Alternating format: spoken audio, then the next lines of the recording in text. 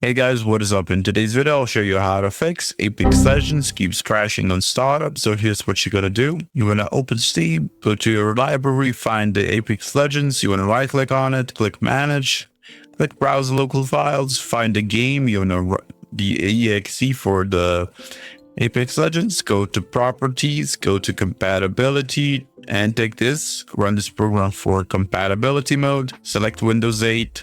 Also, you want to disable the full screen optimization and run this program as an admin. And now click apply and click OK. After you're done with that, you want to exit out of this. Now you want to right click on the game again, go to properties, go to installed files, and then click verify integrity of the game files. After you're done with that, you can also check if you have the latest and greatest drivers downloaded for the NVIDIA or AMD. So you go open the NVIDIA app, go to drivers, and then download the latest driver. Also, if that doesn't work, what you can do is if you have more than one hard drive or SSD, you can move the game to your local disk C where your Windows is installed, since it's more stable and the game should work there.